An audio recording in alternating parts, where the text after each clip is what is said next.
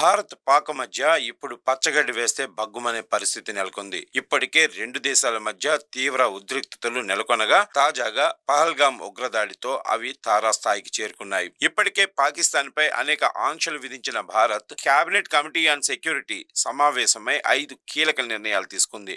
అందులో సింధు జలాల పంపిణీ ఆపడం, పాకిస్తాన్ వాసులకు వీసాల రద్దు, అటారీ సరిహద్దు మూసివేత, భారత్లోని పాక్ అధికారుల తొలగింపు, ఇస్లామాబాద్లోని భారత్ అధికారులను వెనక్కి రప్పించడం వంటి కీలక నిర్ణయాలు తీసుకుంది. ఈ నిర్ణయాలకు ప్రతీకారంగా భారత్ పై పాకిస్తాన్ కూడా ఇలాంటి నిర్ణయాలే తీసుకుంది. సిమ్లా ఒప్పందం రద్దు, భారత్తో వాణిజ్య సంబంధాలు తెంచుకోవడం, పాక్ ఎయిర్ స్పేస్ ను భారత్ ఉపయోగించకుండా అడ్డుకోవడం, భారతీయులకు సార్క్ వీసాలు రద్దు చేయటం, ఇస్లామాబాద్లోని భారత దౌత్య అధికారుల తగ్గింపు సహా పలు నిర్ణయాలు తీసుకుంది. ఈ క్రమంలోనే రెండు దేశాల మధ్య యుద్ధ వాతావరణం నెలకొంది. భారత్తో పోల్చుకుంటే పాకిస్తాన్ జనాభా పరంగా, సైనిక పరంగా, ఆయుధాల పరంగా, ఆర్థిక పరంగా, రాజకీయ పరంగా, అంతర్జాతీయ సహకారం పరంగా అన్ని రంగాల్లో కూడా వెనుకబడే ఉంది. ఇప్పటికే అడుగు తినే స్థాయిలో ఉన్న పాకిస్తాన్ భారత్తో యుద్ధం వస్తే ఇంకా పాతాళానికి పడిపోతుందనే విషయం తెలిసినా ఆ దేశం కవ్వింపు చర్యలకు దిగుతూనే ఉంది.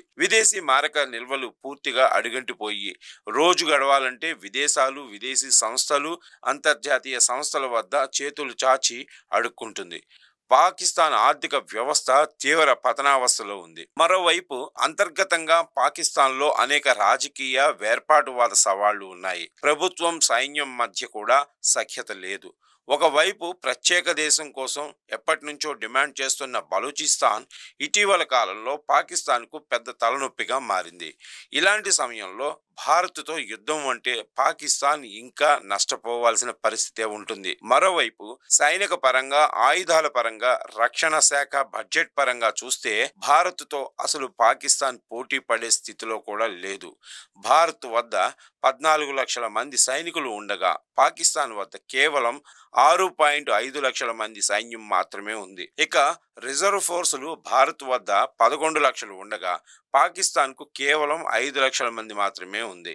2024లో భారత రక్షణ బడ్జెట్ $81 బిలియన్ కాగా పాకిస్తాన్ రక్షణ బడ్జెట్ $11 బిలియన్ మాత్రమే కేటాయించారు. ఫైటర్ జెట్లు సుఖోయ్, ఎంకేఐ, రఫేల్ మొత్తం కలిపి 600 కంటే ఎక్కువ ఉండగా అవే పాకిస్తాన్ వద్ద 350 మాత్రమే ఉన్నాయి. యుద్ధ ట్యాంకులు భారత్ వద్ద 4500కు పైగా ఉండగా పాకిస్తాన్ వద్ద కేవలం 2400 మాత్రమే ఉన్నాయి.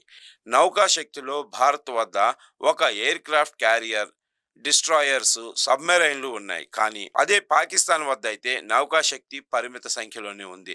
ఇక న్యూక్లియర్ ఆయుధాలు భారత్ వద్ద 160 నుంచి 170 ఉన్నట్లు అంచనా ఉండగా అదే పాకిస్తాన్ వద్ద 160 నుంచి 165 అణ్వాయుధాలు ఉన్నట్లు అంచనా. ఒక్క అణ్వాయుధాల విషయంలో మాత్రం భారత్ను ఢీకొట్టే సత్తా పాకిస్తాన్ కు కనిపిస్తుంది. మిసైల్ శక్తిలో భారత్ వద్ద అగ్ని, బ్రహ్మాస్ వంటి అగ్రశ్రేణి బాలిస్టిక్ క్షిపణులు, క్రూయిజ్ మిసైళ్లు ఉన్నాయి.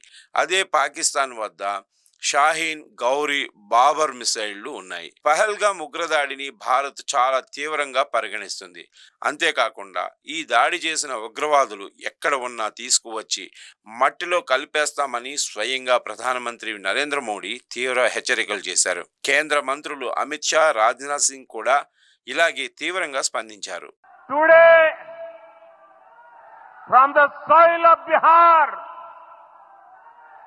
I say to the whole world, India will identify, track and punish every terrorist and their backers. We will pursue them to the ends of the earth. India's spirit will never be broken by terrorism.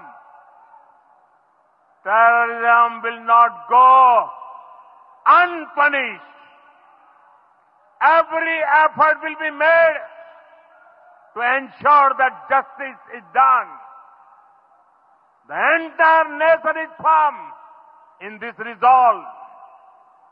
Everyone who believes in humanity is with us I thank the people of various countries and their leaders who have stood with us in these times. నేరుగా యుద్ధ మార్గాన్ని ఎంచుకోకుండా భారత్ పలు దౌత్య ఆర్థిక పర చర్యలు తీసుకుంటుంది.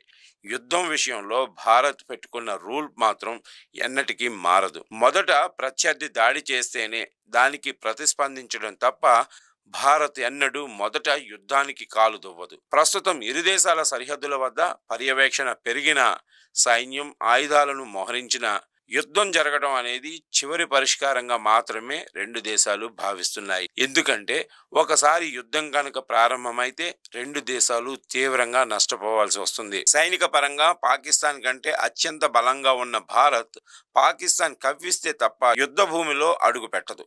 అయితే పాకిస్తాన్ వద్ద అణ్వాయుధాలు భారీగా ఉండటం తీవ్ర ఆందోళన కలిగిస్తుంది. ఒకసారి అణ్వాయుధాలు ప్రయోగిస్తే దానివల్ల కలిగే నష్టం ఊహించడం కూడా చాలా కష్టంగా ఉంటుంది.